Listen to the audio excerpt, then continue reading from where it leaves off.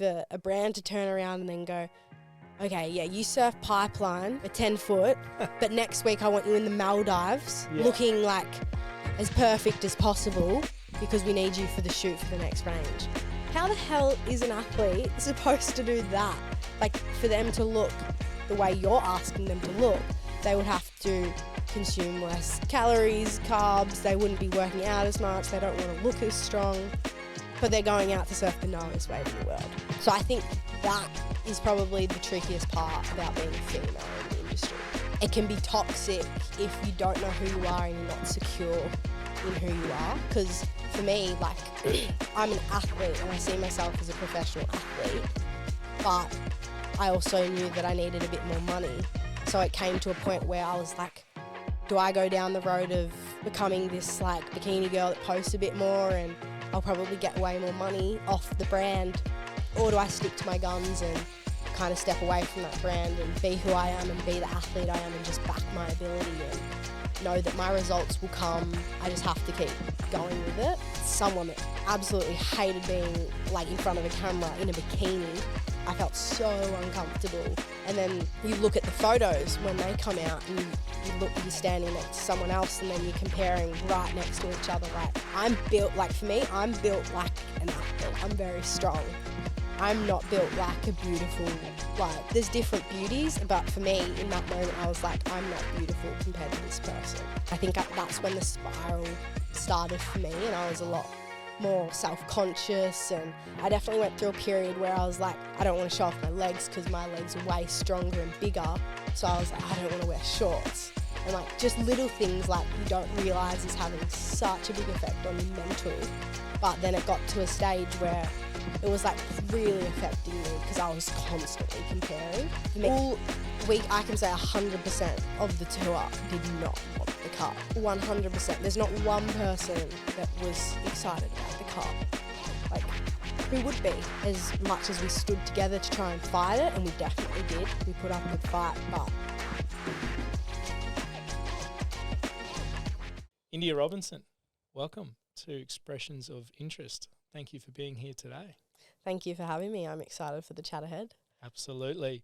So you are a world tour surfer. Couple of years on the CT. We're on the Challenges at the moment with the Snapper Challenger Series just kicking off. We've got a lay day today. So there's so many things I want to talk to you about being a world tour surfer, being a prominent woman in sport, a bit of a figurehead. But for our audience today that's just tuned in, what will they expect? What might they expect to hear us talk about, and what value might they get out of this conversation? Yeah, I think what I expect for them to get is a little bit of behind the scenes of what it's like to be a professional athlete in a pretty tough industry, and especially for a female. So I think diving deep into the insights and what's really going on behind the scenes for not only me, but a lot of the people on the same journey as me. And hopefully can just share a bit more of my journey and hopefully inspire a couple of others to, persevere when things get tough and, keep going with it. Absolutely. Well, you are an inspiration to many young women out there, a few groms. So some people know your story, but I'm very keen to give you a platform to share your wonderful story. So to begin with, can we get a little bit of background of where you grew up and your journey to getting you here? Yeah, so I'm actually originally from Victoria, a small town called Jan Juc. It's right around the corner from Bells Beach. So I grew up along some of the greatest reef breaks in Australia, and I was put on a surfboard by my dad at the age of 3 and grown up with 3 older brothers as well. So I think strength and courage is something that was ingrained in me from a very young age, and I think they really showed me the way in how to keep going and make sure I stuck through things and didn't go cry about it if it was a little bit tough. They definitely showed me a bit of strength through some hardships. But yeah, I'm really grateful that my dad put me on a surfboard at such a young age, for sure. Yeah, absolutely. And that resilience piece, will definitely touch on that, because you've definitely had some ups and some big downs as well that you've moved through really, really well. And so at what age did you kind of feel that you wanted to be a professional surfer? Yeah, well, I actually went through like an interesting path, which I think a lot of young athletes kind of go through. And that was when I was, I think, 7 or 8. I just had so many different passions and so many different avenues I wanted to test out. So I went through pretty much every sport you can imagine, from dancing to gymnastics to soccer and basketball. But I took a huge step back from surfing, and it was like a good 5-6 years of just testing all of the other sports and trying to find what my niche was. And I really fell in love with soccer and basketball, and they were really like kind of the sports I was invested in. And whatever I put my mind to, like I put 100% effort into. Like I knew I wanted to be a professional athlete. I just didn't know what sport. And so originally I was in primary school, it was soccer and basketball for me. And then I got to year 6 and my school was like, we're going to do this school surf competition. Like it's a day at the beach. And I wasn't really surfing at that point, but I just thought a day at the beach with my friends would be pretty fun. So I'd just enter it anyway, because I was like, I know how to surf. I just haven't done it for a few years. So I went down for the school surf comp, and yeah, I just took one of my brother's boards down and ended up winning or getting second in that event. And getting like a medal put around my neck for going surfing was like, well, this was really fun, and I got like that winning feeling as well. Yeah, and I'm good at it. Yeah, so it kind of like, that was kind of a little like light bulb moment for me. And that's when I was like, I got home from school and I said to Dad, like, no, I really want to do surfing again. Like, and he was so stoked. I just remember him looking at me like, yeah, she's come back. Like, here we go. So every day before and after school, he'd take me to the beach, and I'd be working so hard to get back to where I was and get used to surfing a shortboard again. But I was still, like I said, I was still in love with basketball and soccer. But once competing in surfing came along, I think I definitely started to shift. And then it came down to a choice of weekends was going to be either I go to my soccer game, which was really important, and I got to like a state level for that, or was I going to commit to the surfing? And I had to choose, and yeah, I chose surfing, and I'm stoked I did. Yeah, I think there's many people that are quite happy that you did do that. So that you were 11 when you were trying to make that decision. Yeah. And what was it about being a professional athlete? Because you said no matter what I do, I want to be a professional athlete. Yeah. What really drew you to that? I don't know. I don't know what it was, but I was obsessed with whatever it was to do with sport. Like, I was always really competitive, and I think that comes again from having 3 brothers and trying to strive to be at their level. Because, like I said, I'm the only girl in the family, so I didn't want to be seen as just like a little girl. I wanted to be seen as like a tough, staunch kind of girl that could hang out with the boys and put up a good fight. So I think I was always had that mindset like, no, I can do this and I'm going to be the best at it. Yeah. And I just knew that my mindset and the way I was always going to be the hardest worker that could get me to the point of being the best, because I've always also been really realistic in like, maybe I don't have as much natural talent as someone, but natural talent only gets you so far. So I was like, you can have as much talent, but I'm going to outwork you and I'm going to overtake you. Yeah, that's really interesting at that point in time, like an 11-year-old, to have that sort of insight to go, this is what I want. I'm super competitive, I've got so much drive to be better than everyone else, and it's not so much about talent. Because you would have demonstrated like a pretty good level of talent back then. Yeah. And people would have told you about it. Yeah, like, but when I look back at videos and stuff like that, I was not at a level of some of the girls that are surfing nowadays. Like, having that big break for 5-6 years definitely like slowed the progression of my surfing. So in my mind, I was like, okay, I have to make up for what I lost through those years. And so I think that also made me work 10 times harder as well. But yeah, I honestly think that it comes down so much to your environment and who you're surrounded by. And I had so much positive support from coaches and, just the surfing community around Juck and Victoria. Like, all of the boys encouraged me to surf. And my coach, Adam Robbo, I've been working with since 11 or 12 when I decided to give it a good crack, and he'd always give me the time and the energy, and I really felt that, and that makes a huge difference. Yeah, I can imagine it would. Yeah, Robbo's a great coach, great Yeah. guy. And how important do you feel that is to have the support from the family and the coaches for the dream that you want to do? Because, you can imagine that it might be tougher for some people, some young girls in certain communities. Do you feel like there was any challenges when you were 11? Yeah, I think it's hard to say that it's an easy sport because it's not. The financial side is probably the hardest part of surfing, and I think you have to have a family that's willing to support you through that junior career until you're at a place where you can financially support yourself. So I'm so grateful that my family was able to back me and support the journey and dream that I had at such a young age. But there's definitely other girls out there that would have it way harder, and their dream would be to be a professional, but there's not enough support out there to help them with that dream. And I'd say that the hardest part about being a female in the industry is that you can fall down a bit of a hole with trying to gain sponsorships and stuff, where you're changing who you are as a person to fit the surfing image. And obviously bikini lifestyle is a huge part of surfing culture, but the toxicity that comes with that at such a young age, when you haven't figured out who you are yet. Like, you don't know who you are until you're probably 17 and you've gone through puberty and everything. So Yeah, at at least, yeah. So when you're 12 years old and you're going, how am I going to get a bit of money to get to that next spot?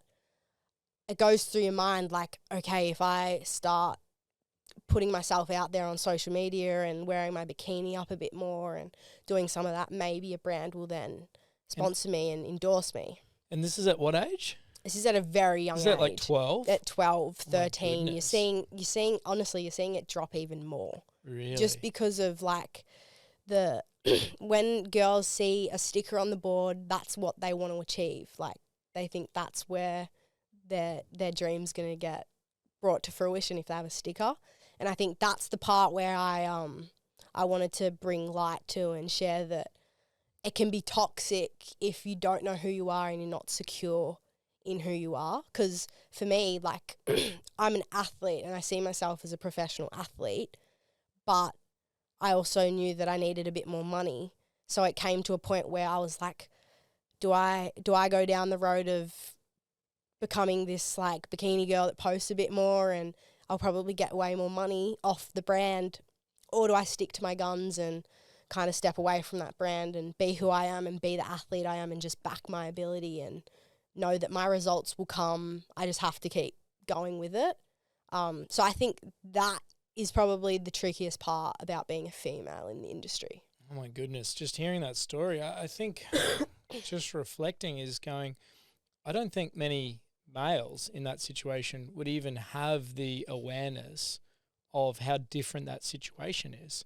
Yeah. Because the young boys are just running around with shirts off and they're not going to get any more money if their shorts are slightly lower. Yeah, yeah.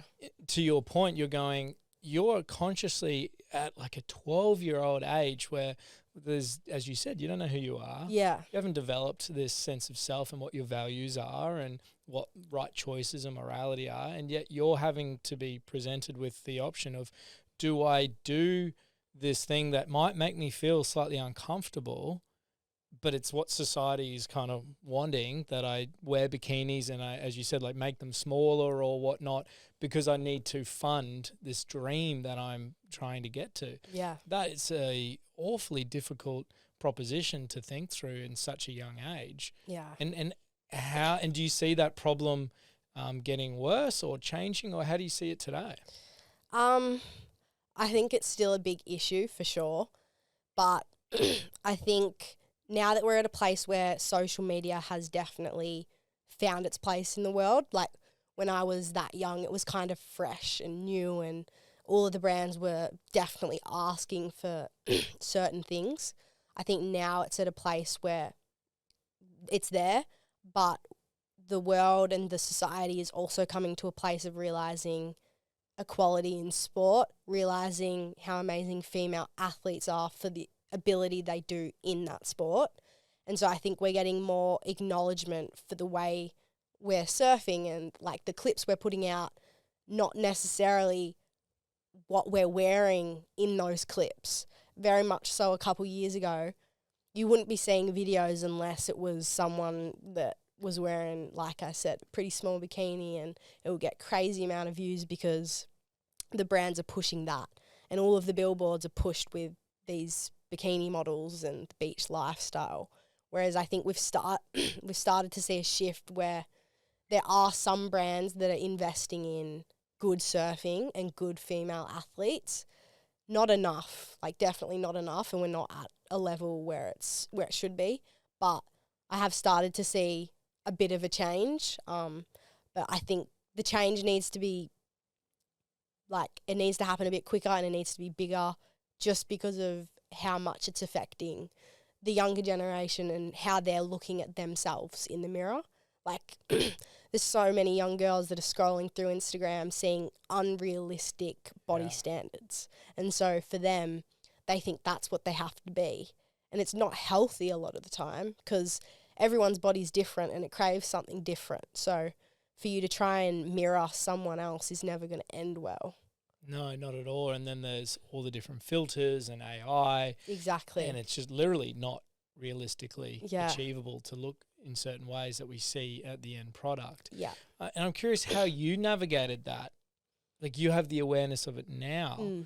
And but if we go back to 12-year-old Indy, how on earth did you work out, I need money to fund this dream, this thing that's super important, I want to be a professional athlete?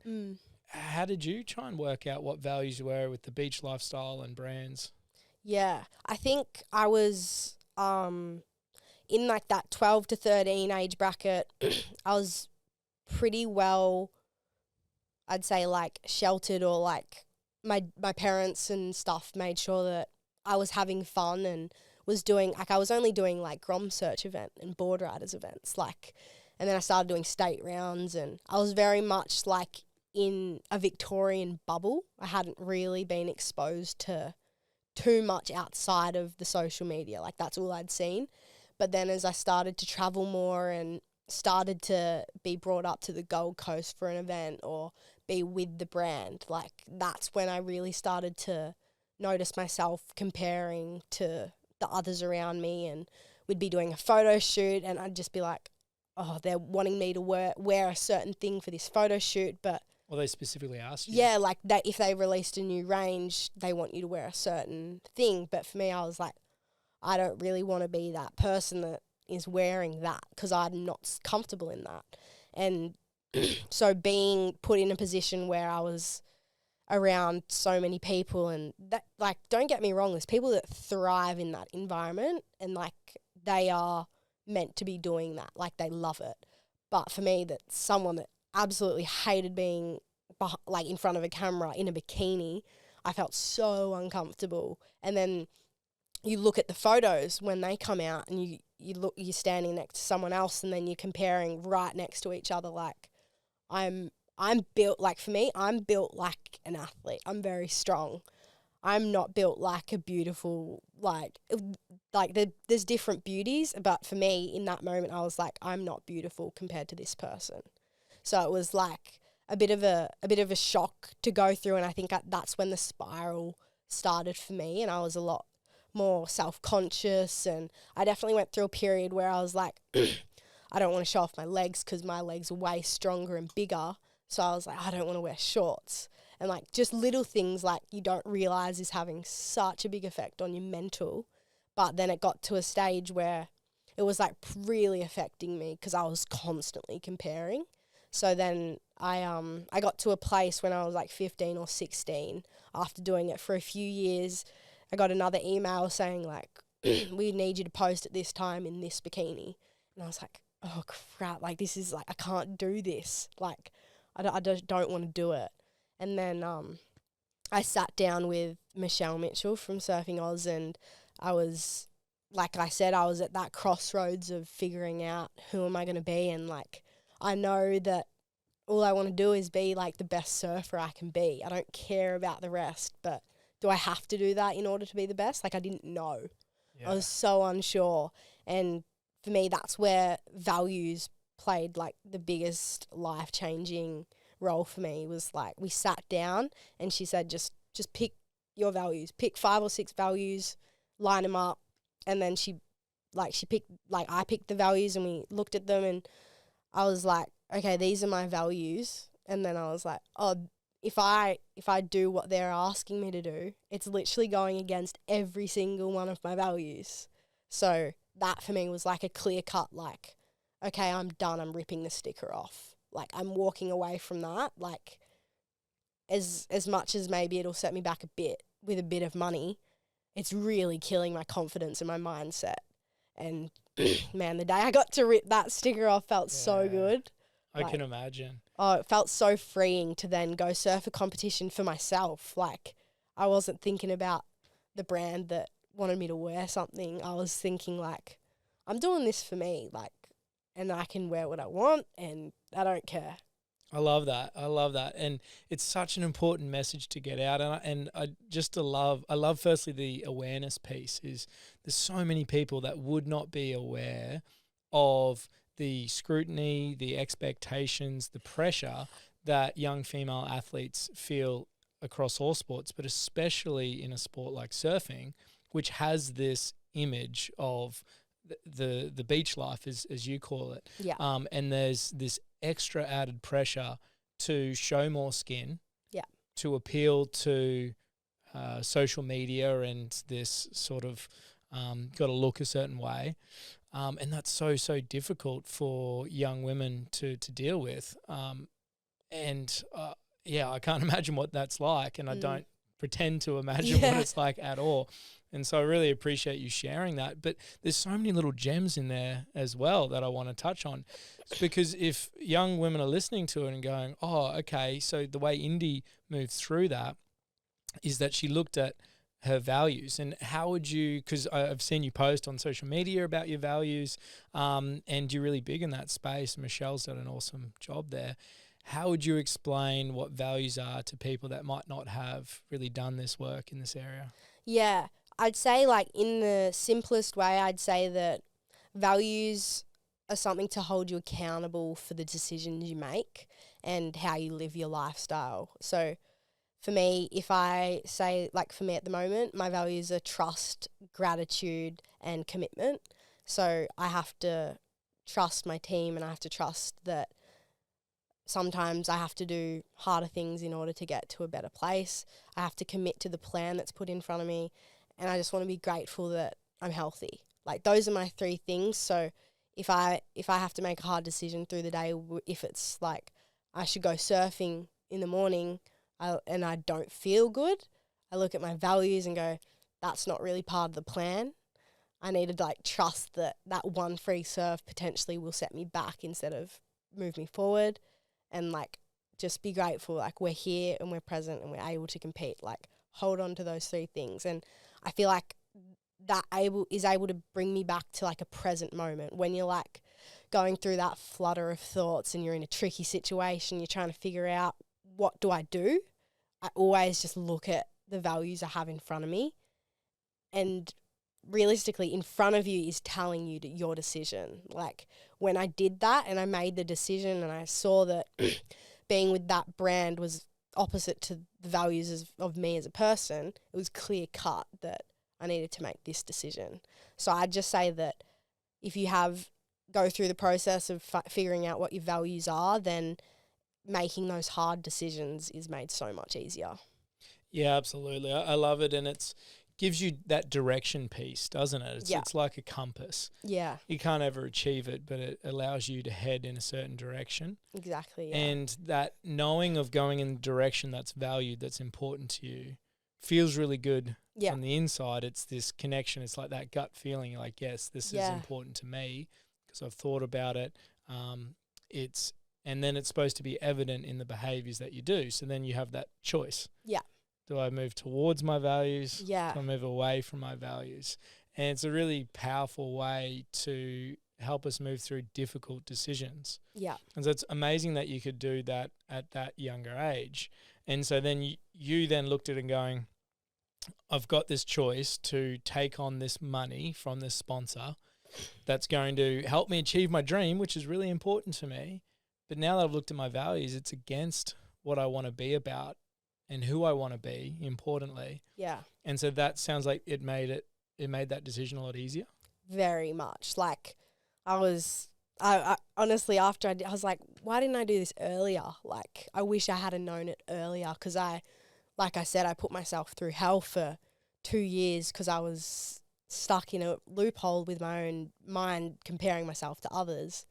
And I just wish I knew that you don't need that, and you don't have to put yourself through that in order to fit a certain image, and no amount of money is ever worth it when you're losing yourself and you end up struggling through it. So yeah, I'd just say that forget the stickers, forget the money. If you don't fit the brand, like, go through your values, see if it does fit, perfect, but if it doesn't, get out of there. Absolutely. And there's this authenticity piece that the brand has to fit you. Yes, 100%. Not the other way around. Yeah, like it's got to be a mutual partnership, and if it's not, someone's gonna feel the rough end of the stick. So yeah, don't sign with someone and be stuck in something that you're not comfortable with. Yeah. And that's the power that you and young women can take back, is knowing yourself and trying to do the work as early as possible. And it is difficult work to do, and knowing your values and what you want to be like, who you want to be like, and then to make those difficult decisions. But in terms of the society and industry as a whole, where do you still see some gaps and challenges that are sort of inherent in the background that are putting more stresses and difficulty on young female athletes? I still think the main issue is probably the unrealistic social media side of things. Yeah. And there's some brands in the surfing world that have made big shifts and authentic shifts, but there was also a time where I noticed brands jumping on this trend when I think it was like 2 years ago, there was a huge thing that came out about women body empowerment, like you're beautiful no matter how you look kind of thing. And I just saw all of these brands jumping on board for that minute of, okay, we can make money and we can monetize off this. But then after a month or two, it was back to putting billboards up of someone in the tiny bikini and the unrealistic standard again. But there was also some brands that have stuck through it and that now have a line that is a plus size range, or they've stuck to their word and they're actually making changes. But for those brands that did it on the trend, I think everyone sees through that. Everyone sees through the crap nowadays. If you're not authentic, it's going to go the other way. But that is for the grown audience like ourselves, because we can see through that. But the 12-year-olds, they don't understand. They just see someone that's constantly being pushed and advertised, and they're also having an amazing lifestyle because of the money and the places they're being taken for the photo shoots. If you're a 12-year-old, you're just I want to do that.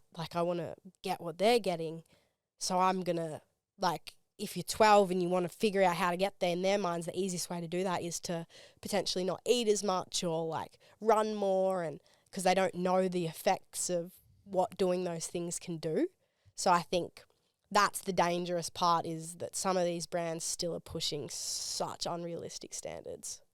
Yeah, and that's what worries me around social media and the age at which young people can access it and are accessing it, because the reality is that frontal cortex that allows us to understand what we're seeing in a higher order manner isn't developed, and it's not being developed until your 20s. Yeah. And so that rational mind to go, what's the objective truth here, is very underdeveloped at the age of 12. Wow. That's why partly in Due we have age limits for Yeah. when you can drive, when you can consume alcohol, when you can get a tattoo. Yeah, true. It's this decision making. Yeah.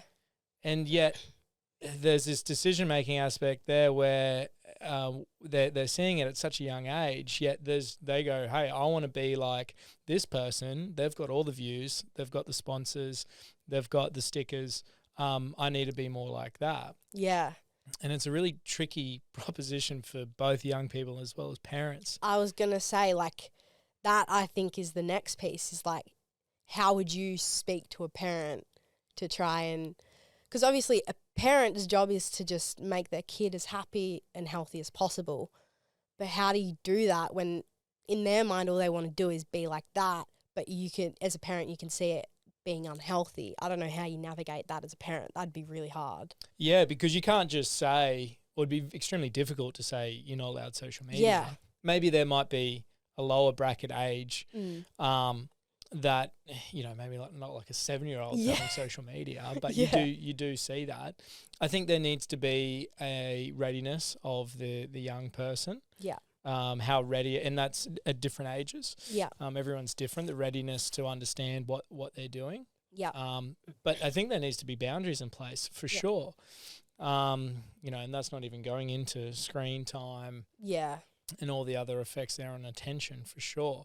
But it's extremely difficult for parents to navigate. And the work that I've done in that space, especially around with schools, in the outback when we were doing that work, was really interesting around the use of technology and social media. And I think having the young person be a part of the conversation is really important to empower them. Yeah. But boundaries are really important to set up and have an agreed thing. Yeah. So we'd kind of put this like technology agreement together. Yeah, right. Right. And so the parent and the athlete would come together and make sort of a pact and an agreement. Yep. What they thought was appropriate. And then that was kind of like, hey, you've signed this agreement. Let's hold true to it. I think that's just one simple thing. It's a very complex situation. Yeah. But it's difficult because it's interesting the point that you made, Indy, about some girls really do thrive in the, I guess, the beach life situation. How do you think through if a young person is going, I actually think that I might lean into this women's body empowerment sort of thing and I want to show off my body? Yeah. How do you see that balancing with these unrealistic body expectations?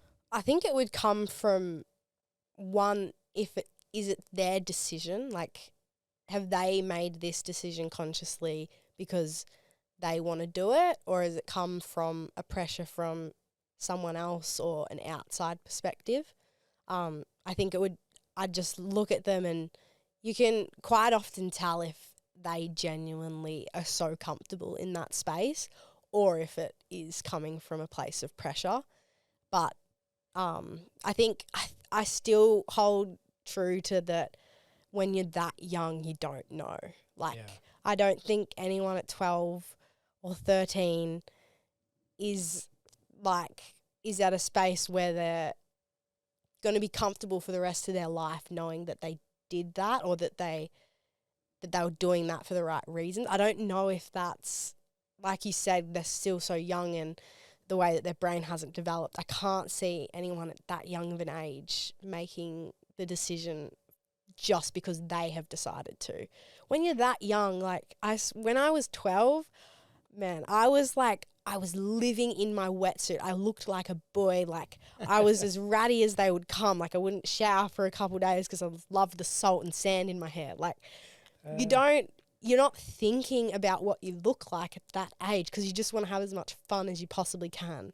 So I don't think anyone at that age is thinking, this is really fun for me to have people looking at my body so much. I don't think that's a thing. So but once you get past the age and you're at 17, 18 and you have gone down a modelling career or you're super into health and fitness to the point where you want to show off how you got to that stage and that you're so healthy and strong, that is so different to flaunting something in an unhealthy way. So Yeah, I think, absolutely. yeah, I feel like you just have to be at an age to know the difference. Yeah, because what it sounds like the important bit is the informed choice Yeah. bit. Yeah. Now, does a 12-year-old have the capacity to have informed choice over the amount or lack of clothing that they wear? I'd say no. Yeah. Yeah. There's no way. Yeah. Yeah. Yeah. And the fact that brands are pushing that because it's going to get more clicks and views and stuff, I think is tremendously problematic. Yeah. And I think talking about it more awareness and appreciation, I think, is one step. Yeah. We don't have the answers. Yeah. We're not here to have the answers. No. But the conversation is what's important. 100%. Yeah. Because I think lots of people listening might not even thought about those specific decisions, scrutiny, stuff that's going on for a young female surfer. Yeah. Maybe coming from other sports or not aware of it, is you were literally filmed, because people not listening is that almost every single surf session is filmed. Yeah. So you're getting filmed every single time you surf, perform.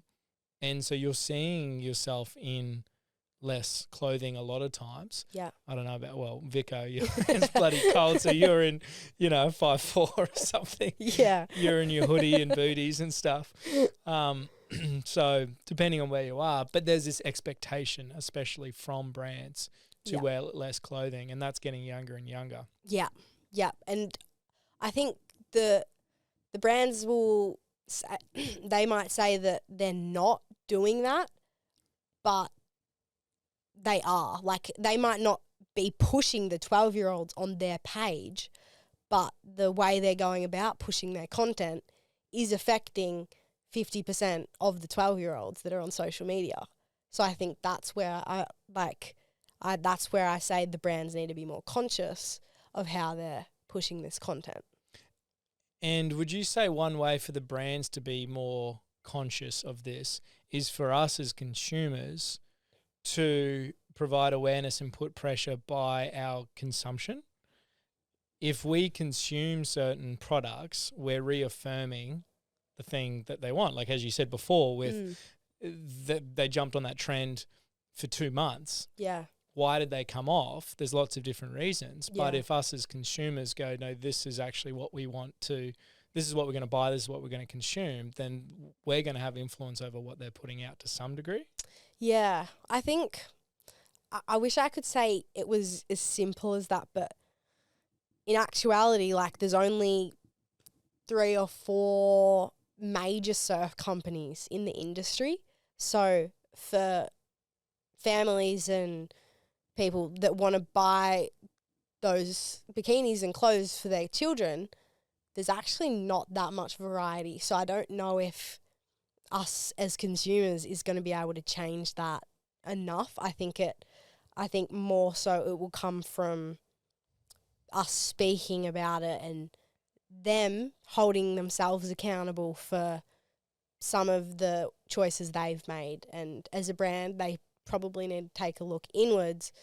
And obviously, as a big business like that, they're just worrying about making a certain amount of revenue each month. But I think they could have such a bigger positive impact, and they could reach way larger audiences if they did it the right way.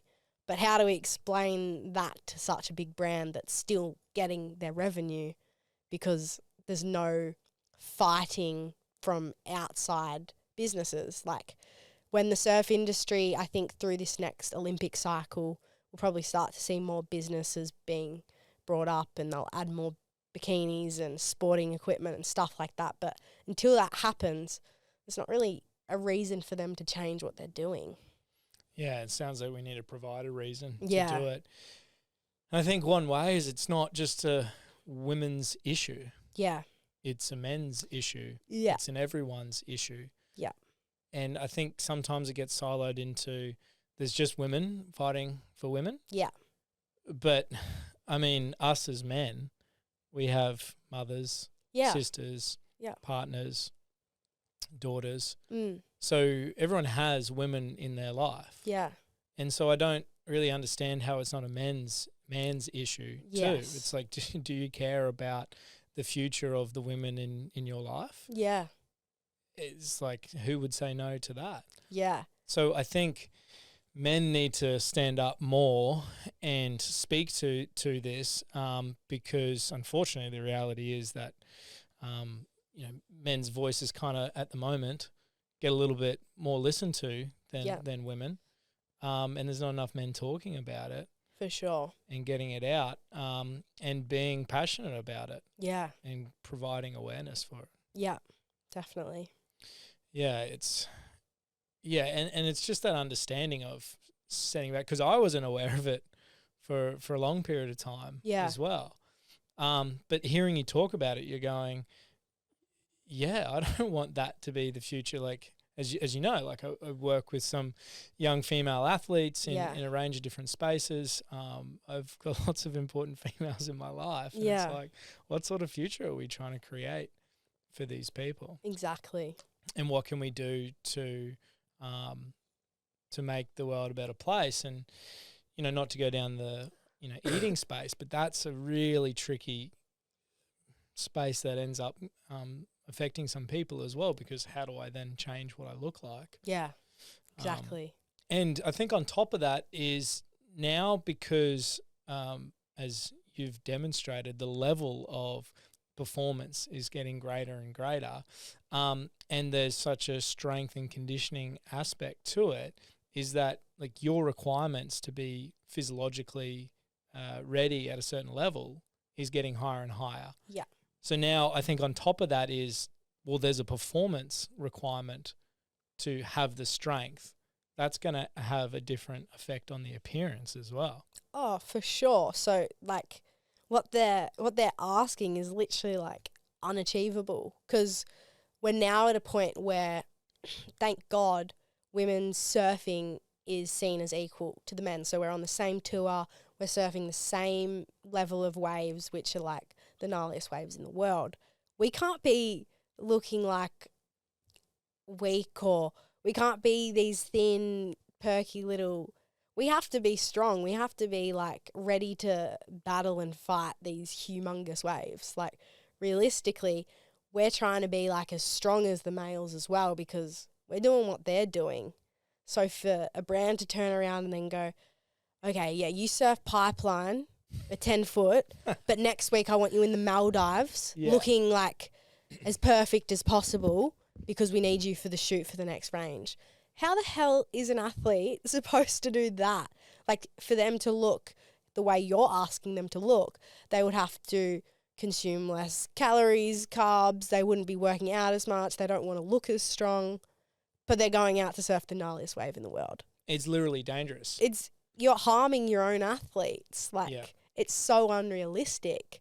So I think now we're starting to see athletes separating themselves from brands that aren't going to support the way that women's surfing is going. Like, we're the best surfers in the world and we're surfing the hardest waves in the world. So if a brand isn't going to support that and they're going to make you literally put yourself in danger, take a step back, we don't need you. Like, that's the place that we're getting to now. And I think you'll start to see a lot more of people without sticks on their boards because it's unrealistic. Yeah, and I love it. It's so crazy. I don't think people appreciate how hard and difficult and scary it is to paddle out a 10-foot pipe. Yeah. You know, we got Chopu having the Olympics there. It's like one of the gnarliest, craziest waves on the planet. It's like there's such a huge amount of physiological capacity that you need to even be out there and paddle and duck dive and hold your breath, and to get onto these waves and survive these waves. Yeah. That requires a whole lot of strength and conditioning. That just completely flies in the face of that perceived body image. Yeah. So hopefully we can get that message out. Yeah. That just going, we need to stop with these unrealistic images. 100%. And like for me, when I was a young girl, like I much preferred to see Steph Gilmore or Tyler Wright, Nikki Van Dyke, like all of these girls that I looked up to as surfers. I loved seeing their images of them surfing rather than them standing with their board. Like, it's much more entertaining for me to see them using the product, seeing that the product stays on, than to see them standing on a beach wearing it. Yeah. Like, I don't know. Yeah, and that's empowering for Yeah. for the young girls out there. Is like, yeah, really try and focus on letting your performance do the talking. As difficult Exactly. as that is, Yeah. and we've spoken about that, but that sounds like a really nice thing to put our attention on. Is let's try and be the best in the world and do the talking with our performance. 100%. Yeah. It makes me think now, changing gears slightly to the WSL. Yeah. Because you touched on it then, how difficult it is. I really do want to jump into that space because we've had discussions about this offline as well. And so currently we are in the midst, we've got a lay day of the WSL Snapper event, the first on the Challenger Series, which you won last year. Yeah. Huge congratulations. Thank you. I really want to touch on your experiences, the difficulties of the cut, because we've just had the cut coming back from from Margaret River. So for people that aren't quite aware, how does the current WSL, the World Surfing League, set up the tour or the tours? So there's basically 3 different tours. You've got the qualifying series, which are all regional qualifying series. So for me, living in Australia, I do the Australasian qualifying series. And if you finish in the top 8 of that, you qualify to the Challenger Series, which is pretty much 8 athletes from the different regions come together to compete at an international level on the Challenger Series. So we have 7 events on the Challenger Series. And after you do the Challenger Series, the 7 events, the top 5 ranked females then qualify for the Championship Tour, which is the highest level that you can reach. But there's only 5 spots. Only 5 spots. Only 5 spots. Now, would that be the same as men, Indy? No. So if you look at the men's side, you double it. Yeah. So men get 10 on the regional, on the QS. Yep. And then on the Challenger Series, there's... So to qualify for tour, there's 10, but you include a few wildcards as 12. 12. Yeah. And then on tour, there's how many men start the World Tour, the Championship Tour? Good question. I think it's 32 or something 32 or something like that, maybe 34 with wildcards. Yep. And then with us, there's already 10 that are on tour, plus the 5 that qualify. Then a few wild cards. You're looking, I think it's around 22 or something. Yep. Yeah. So quite a big difference compared to what the males might get. Yeah, and there's just so much talent at that. I think it's like Championship Tour being Tier 1, Yeah. Challenger Tour being Tier 2, Regional Series or Qualifying Series Tier 3. Yeah. On that Tier 2, there's so much talent in there, both men and women's side. And it's wild that only 5 women make it that onto the tour. Yeah. But wait, there's more. There's so There's much more. so much more. So we start the tour Yeah. in January. We start the World Tour in January. Yeah. We start at Pipe. Yep. So 3 years ago, so I qualified for the World Tour. I got a result I needed to at the last Challenger event, ended up qualifying, and then we got the news or the schedule a week later that the season would be starting at Pipeline, like the first ever women's event to surf at Pipeline. And I was like, whoa, rookie season, being thrown in the deep end here. Which is crazy that there was no women surfing at Pipe, because this was 2021? 22 was 22. my first season, yeah. Yeah, so 21 they hadn't announced, but it was it's crazy. Yeah. So I got that email and I was like, whoa. And then I kept reading the email, and then it said after 5 events there'll be a mid-season cut where I think there'll be 10 spots available. The rest of you are getting booted off tour. You have to finish in the top 10, which is already not that many girls on tour, right? Which is crazy. And then the rest, you're all getting booted. And I was like, oh, wow, okay, so we're starting at Pipeline. I've never surfed pipe in my life. Did you never surf? I had never surfed. I'd surfed like small backdoor. I hadn't surfed proper pipe. Wow. And at this point, I was still dealing with a concussion and post-concussion syndrome. So for me, I was looking at it with my team going, I'm realistically not supposed to be going to Hawaii because I'm still dealing with this issue, but there's a mid-season cut now, so I can't afford to miss any events. Because there's 10 events. There's 10 events or... There's 10 now. There's I don't 10 know if there now. was 10 back I don't know then. if there was that year, but 10 events, we'll say.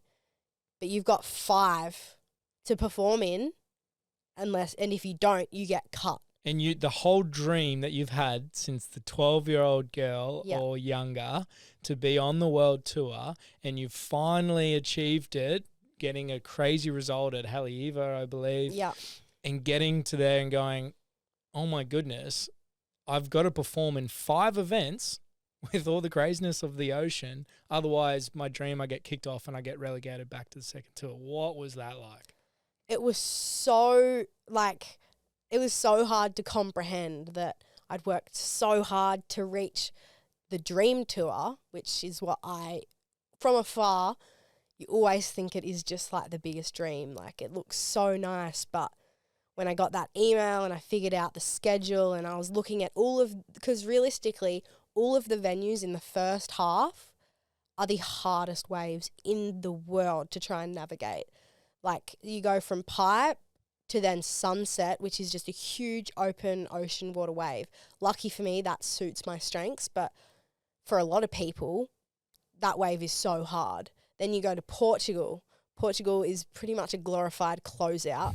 It is, it's not a high performance wave, we'll put it that way. How much does Super Tubes actually produce? There's not many tubes, we'll say that. No. Well, and this year it ran on some back beach. Oh, don't even get me started on that. And then you go to Bells, which for me, that's my home break. So again, I'm lucky. I know that wave like the back of my hand. And then you go to Margie's, which again is another really hard wave to learn how to surf. So the first 5 events as a rookie, you are asked to do the hardest of tasks. Deal with the pressure of the media, the outside commentary, the comments on your Instagram, like so many things. And then for me personally, I was dealing with the decision of potentially pulling out of pipe, which I did pull out because it was just too risky.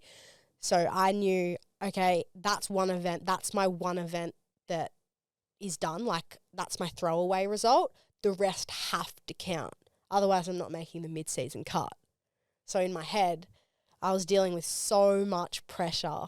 And I just it was so hard for me to enjoy that I'd reached the pinnacle of what I'd always dreamed of because I was so worried that it was all just going to be taken away. Taken away. And I don't think people appreciate, I think the term that I'm sort of calling it is sort of this like poor performance trauma or grief. Yeah.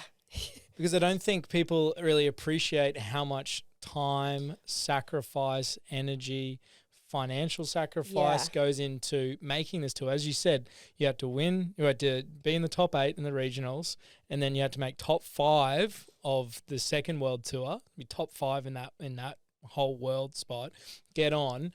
And then it says, hey, and this whole dream could be taken away if you don't perform in 5 of the gnarliest waves in the world. Yeah.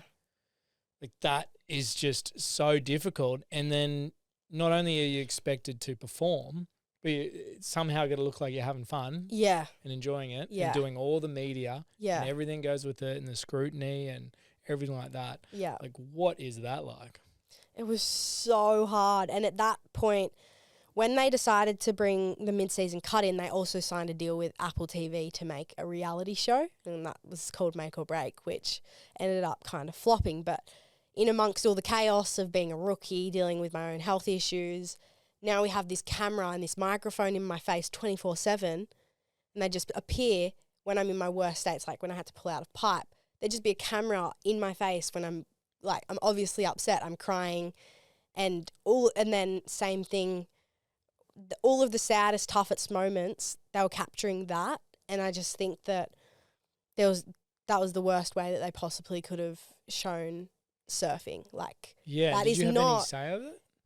No, like, we all had to sign content capture agreements and stuff like that, and give them permission to film and stuff Well, like what that. if you said no? Then pretty much Well, you can't because there's microphones and there's cameras everywhere.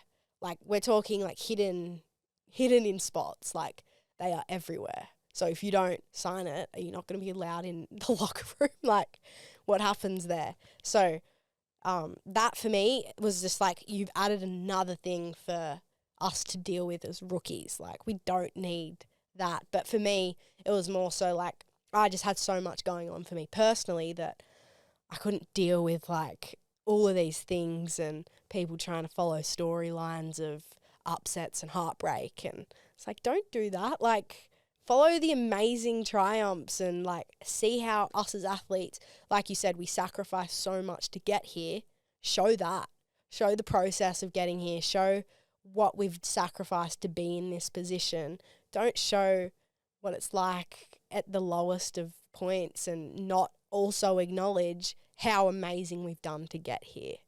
Yeah, and it's just dehumanizing you as a product. Yeah. At the mercy of them to package up and sell to the world. Yeah. The fact that you guys had no say over that, and choice is such an important part of the human experience, and you have no choice over it.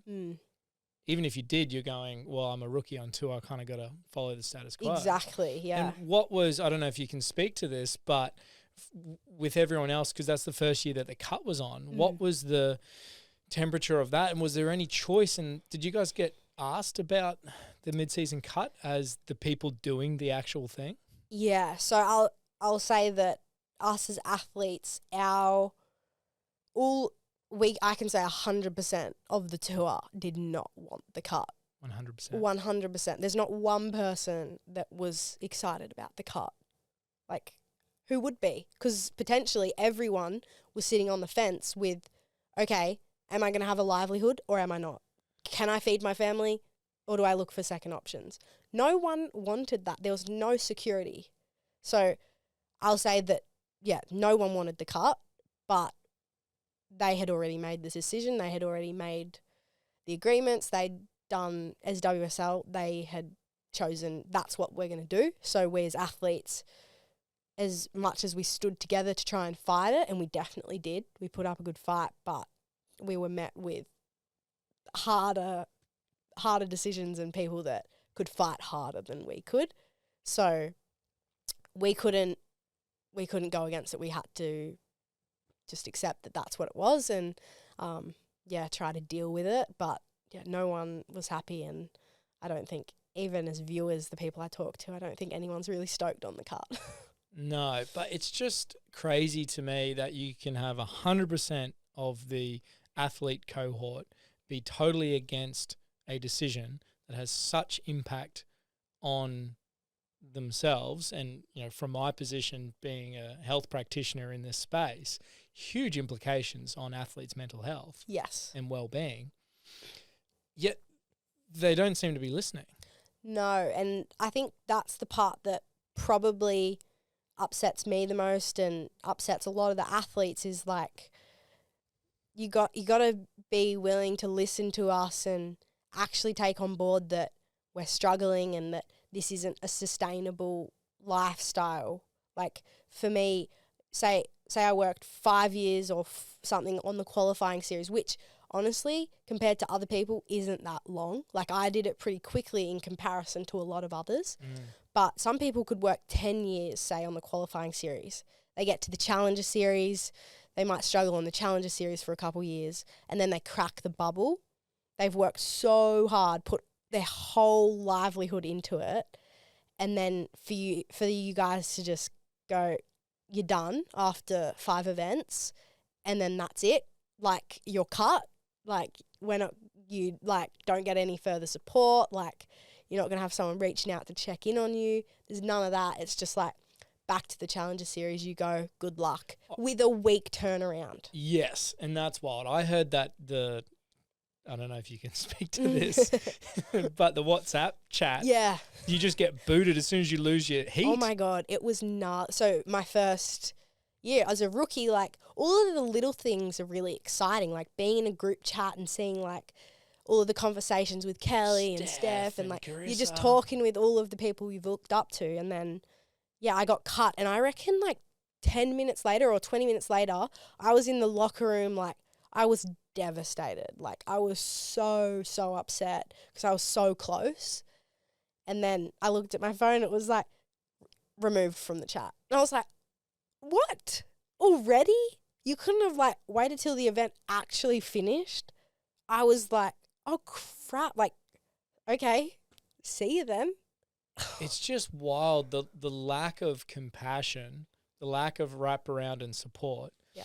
And I think no wonder we're seeing Medina and some of these other high-profile athletes come out and taking time off for mental health challenges. Yeah. And there's lots of things that play into that. But the structure just seems completely unsustainable. Yeah, that's the word I'd use, is unsustainable. Like, don't get me wrong, WSL has given us this platform and we can go perform and do what we love at a high level, but they could be doing it better and in a more sustainable way. Because like I said, when you get cut, you have a week to then be mentally ready to perform again on the Challenger Series, and then it's back. So for me, it was, 4 months of back-to-back events and travelling on tour to then get cut, then have a 5-day turnaround, be it snapper, and be ready and excited to compete. It's a mindset that I don't know, I definitely struggled to tap back into being excited because I'm burnt out. Like, well, and physically, and for people listening that don't understand the schedule of the tour, you've got Pipe, that's end of January. Yep. Then you've got, a week turnaround. Not even. I think when Pipe finished, it was 2 days until sunset started. That's wild. Yeah. That's wild. And so you go straight into sunset after going into Pipe, which is one of the gnarliest waves on the planet. So you're physically, and you're getting beaten up in the free surfs. Yeah. You're taking huge risks, Yeah. physically, mentally drained, turn around, go into this big open beach break. And then this year, the people had to go to ISAs and go over to Puerto Rico, then jump over to Portugal. So then you're going into cold water. Yep.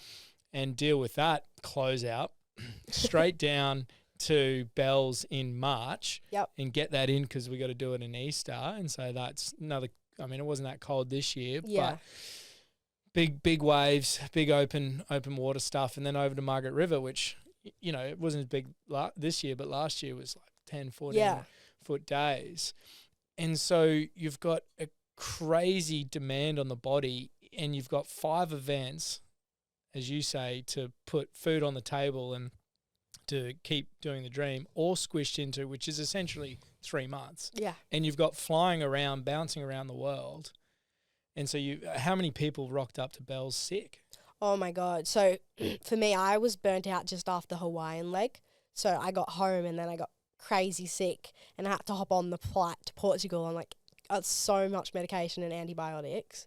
And we all got to Portugal and then everyone just started dropping like flies. Like, everyone around me just was like, There was gastro. There was gastro going around. There was like IV trips. There was so much going on. And then same thing, we got to Bells and then there was more, like, some would bounce back after their sickness in Portugal and then others would just start dropping. And it was just like, can you not see? It's like, it's not only mentally having a huge impact, but physically we're all unwell. Yeah. And I would think that there needs to be an appreciation that the product that you're providing can't be as good. Yeah. Like, that's, the viewers are going to go, well, these people look drained. Yeah. The surfing isn't as there. It has to have an impact physically, mentally, performance-wise. 100%. And I think surfing, the core of it has always been about fun and enjoyment for your lifestyle. And for the first half of the year, you can see that we're all just like trying to survive and hang on, and we're so stressed and the pressure is getting to everyone that the enjoyment of being out there surfing some of the best waves in the world is gone out the window because we're just trying to survive the cut. Yes. So you've got that just physical load that would be crazy even if there wasn't a cut. But then you got the psychological load going, I'm fatigued, I'm sick, literally, as you said, IV drips and the rest. Yet I've got to get, and for the women, I've got to get in the top 10. Yeah. And for the men, it's 20? Yeah.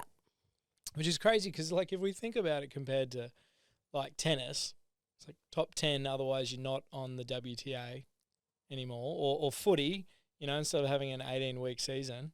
Yeah. Cut it in half if you're not in the top 10. Yeah. Like, what? Why? crazy world. Yeah. Why? So what is that like for you as a competitor? You know, we just had Margaret River and you're on the cut line. Yeah. And you know that you're surfing well, you're putting in some good performances, you're tired. What was that like for you going into the last event before the cut, which was 2 weeks ago? Yeah. I knew that I needed to win the event to make the cut, but I was just dealing with like all of the past situations of the events previous. And so basically the way it's set up is that you can't make a mistake. And we're dealing with the ocean, so like there's so many things that we can't control and mistakes do happen. But the way it's set up is you can't afford to have them. So for me, I was looking back at it all and I was going, oh, I let this one person have a wave that cost me the quarterfinals in Portugal. Oh, frick. In pipe, I let another, like I should have been on that wave. I had priority, but I didn't go because I didn't think it was a good one. Would have been another quarterfinal, maybe semis. So those two results, I would have made the cut already. Like I was going through all of these things going, crap, like 2 minor mistakes in a normal world has cost me my whole dream. So I was going into that event going, I think I've blown it. So I have to try and figure out a way to, I'd gone through the whole season hanging on and doing what I had to do and just so serious about it that I just wanted to at least have one event where I enjoyed like competing or tried to find that passion again, because I definitely lost it through the last couple, and especially at home I put pressure on myself to win that event. And when I had such a bad result, I was like in such a bad way that I didn't know if I would even want to go to Margie's, because I was like, it's such a hard ask for me to turn this mindset around. But so I ended up just going, okay, I'm going to Margie's and all I want to do is trust my decision making, because I'd lost that. I started overthinking every decision I made when I was in the water. Like if I just trusted my gut more, that I know things would have been different. So the whole event at Margie's was just trust myself and just do the surfing, because the surfing was never the issue. Like I've always, my ability's the best it's ever been, but my mindset was just getting in the way. So I went into Margs going, okay, I'm just going to trust myself and do the surfing I do, and what'll be will be. And I started making heats and I started making like really good decisions, and I just felt it all like coming back to me. And I ended up losing in the quarters to my best friend, which sucked, going up a heat. Whoever made it out of that heat, like if she made it out, she qualified for the second year. If I made it out, I would have had to make a few more heats. But so that was really tricky, and I ended up, not making the cut because I fell out in the quarters. But I had to kind of, I thought I'd accepted it. Like I thought I'd come to the point where I was like, I probably am not making the cut this year. But after having some really good heats, I was like, no, I can win this. Like, I know I can win this. And then the quarters, I paddled out and I started overthinking again because I put that pressure back on myself. Yeah. And after I lost, it'll hit me again. And I was on the stairs where I was 2 years ago when I got cut for the first time. And I was in the same spot with the same coach, just head in my hands going, frick, it's over again. Like, I've worked so hard to be back here and it's taken away again. Yeah, it's just it must be an incredible feeling to go through, because the whole dream and everything that you've been trying to do just gets taken away from you. Yeah, for so one quickly. or two decisions. And I wonder if you could speak to that, Indy, about what it's like to, because as you said, like your performance, you've got a lot of trust and faith in that. You know how to surf, you surf well. Yeah. But so much rides on the decision to go the wave or not to go the wave. Yeah. What's that like around the decision-making part with so much on the line? That must be an incredible experience. That's the part that had let me down this year, and in the first couple of events is I was overthinking it so much. A wave would come to me and initially I would think, yeah, this is a good one, I'm going to go. As I start to paddle for it, I'd then start to think like, oh, but if I go this wave, there could be a second one that might be a bit cleaner and a bit better. Maybe I'll wait for the second one and let them have this one. But if I don't go it, what if, so many things are flowing through my mind instead of going, I'm paddling, I know this is a good wave, I'm going to go this wave. Like, that's how I won the Challenger Series, was just like, this is a good wave, I'm going to go this wave. But when that pressure started to come onto me, I overthought everything and I made it so much more complicated for myself. And I thought I had to do so much more than I did. And I went back into I'd say a perfectionist mindset where I was wanting to make perfect decisions all the time. And it ended up being the opposite. I ended up making the wrong call a lot of the time because I wasn't trusting myself. Yeah, and that's so common too, because we've got so much pressure riding on a decision, your livelihood, being on the dream tour and everything that goes with it, and the appreciation that you're not going to know what that wave is going to do. You got a fair idea of what you're looking for, but it's the ocean. Yeah. It's going to do different things, and you can't predict that. Yeah. And trying to make the perfect decision, no wonder we're feeling so much pressure on ourselves, because there's so much riding on this decision. Yeah. Like, what did you do to navigate through having to, you going, it needs to be right, I need to get it right, yet I've now experienced and know that the more I try and get it right, the more pressure I put on myself to be perfect, the worse I surf, or the worse decisions I make. Yeah. So for me to flip it was simplifying everything. Like, even preheat chats with the coach and the free surfs, it was simplifying everything so I didn't have so much overload in my brain. It was, before I went out, I would reiterate to my coach, I'm just going to go out and trust myself. I know what a good wave looks like, so I'm just going to trust that. And so that's what I did. I'd go out there and I just trust that it's a full gut feeling. I never knew what it was until last year on the Challenger Series. And then I started to get this gut feeling, go this wave, or you should paddle up a bit more. Those feelings are so real. And so I know that when I trust my gut, sometimes it doesn't work out, but you've given yourself the best opportunity and you've trusted yourself. When you go against yourself and it doesn't work out, that's hard to deal with because you lost that for yourself.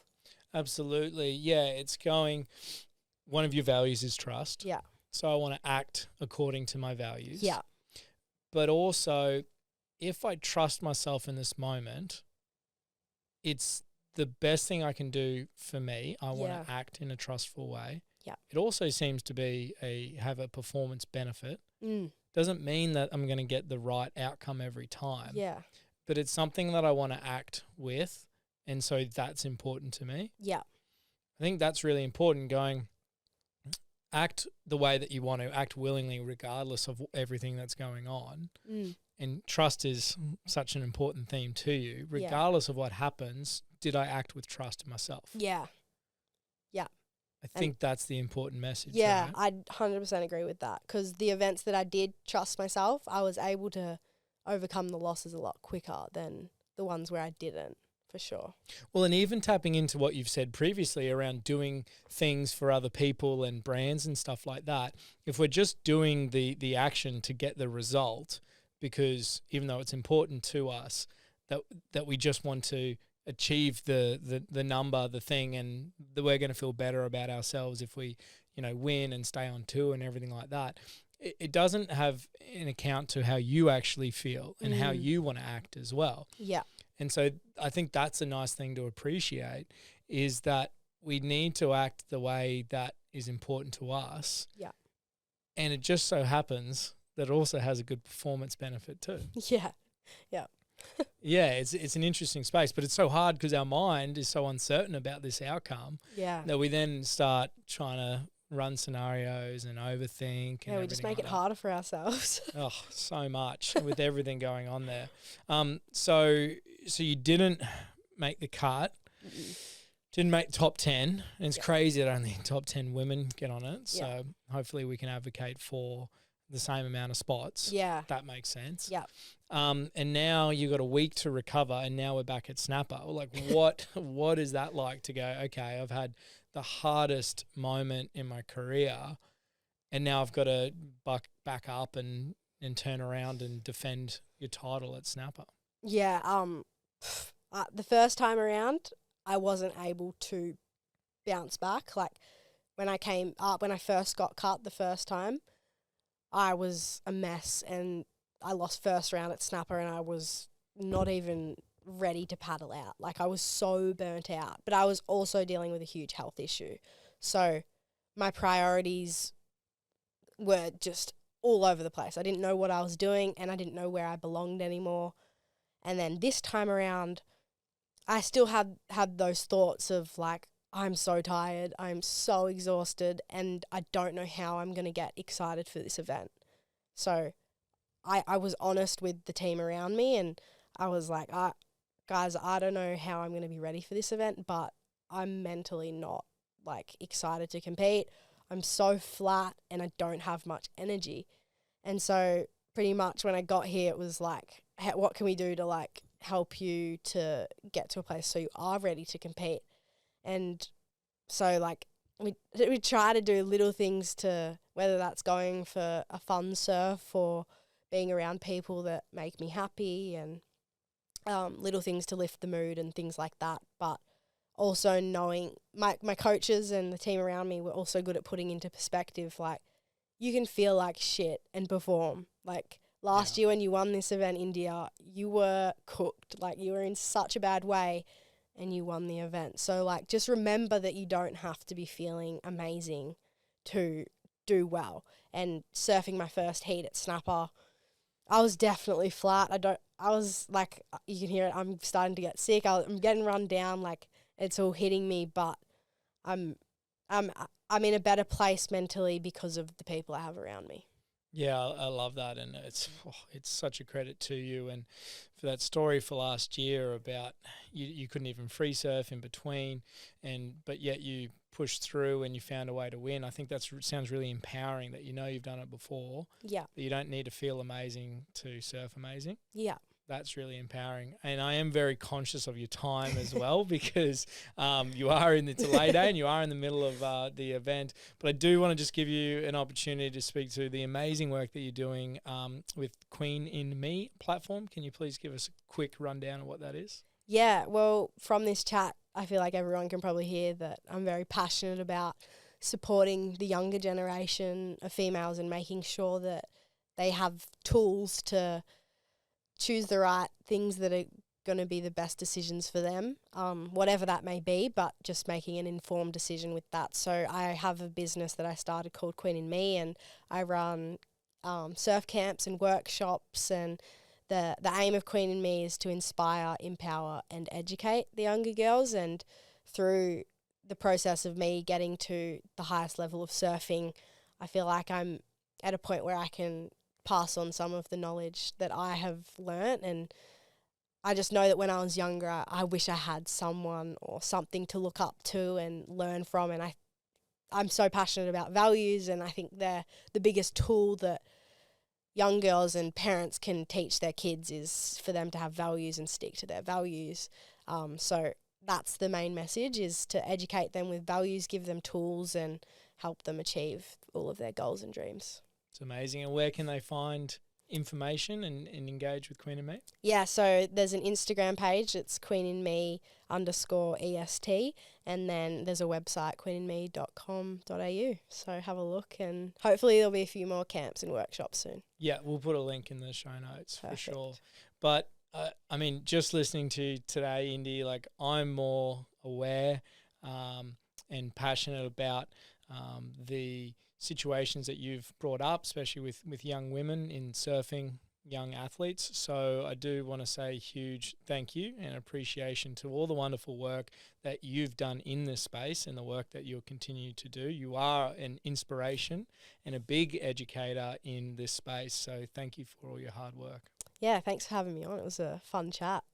Getting Appreciate back on for part 2. I could keep talking all day. Yeah, part 2. Let's get Indy back for sure. But for now, best of luck at the Snapper event. Let's go back to back. Let's go. Let's win this thing again. Get down to Snapper and support Indy. Perfect. Let's do it. Cheers. Thank you.